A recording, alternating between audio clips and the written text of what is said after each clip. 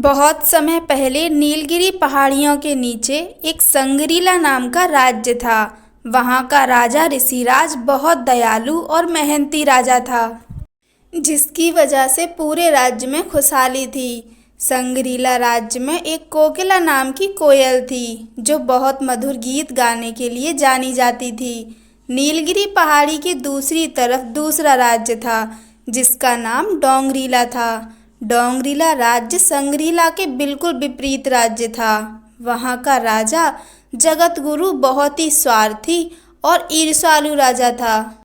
एक बार जगतगुरु संगरीला से होकर गुजरा और वहाँ की रौनक देखकर प्रसन्न हो गया। वापस आने के बाद जगतगुरु ने अपने प्रधानमंत्री ज्ञानदीप को बुलाया और संगरीला की खुशहाली का राज पता करने को कहा। ज्ञानदीप ने 10 दिन तक संगरीला का भ्रमण किया और वापस आकर जगतगुरु को बताया कि संगरीला की खुशहाली का राज एक कोयल है, जो दिन रात सुरीला गाना गाती है।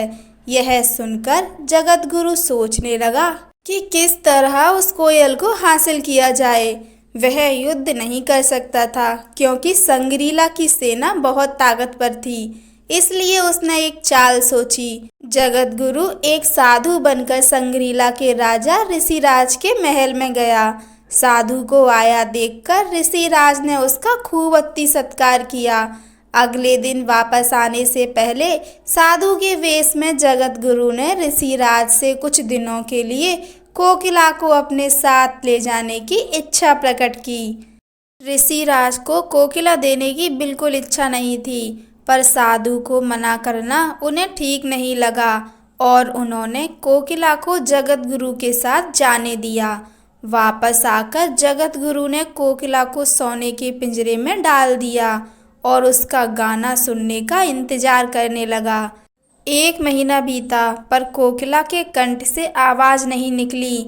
जगतगुरु इसका समाधान पूछने अपने राज्य के एक तपस्वी प्रशांत बाबा के पास गया।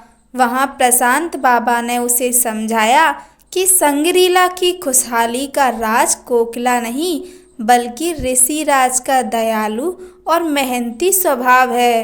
प्रशांत बाबा ने जगतगुरु से अपने स्वार्थी स्वभाव को छोड़कर कोकिला को वापस लौटाने की सलाह दी। जगतगुरु ने प्रशांत बाबा की बात मानी और कोकिला को ऋषिराज को वापस लौटा दिया। कुछ दिन बाद डोंगरीला भी समृद्ध और खुशहाल राजा बन गया।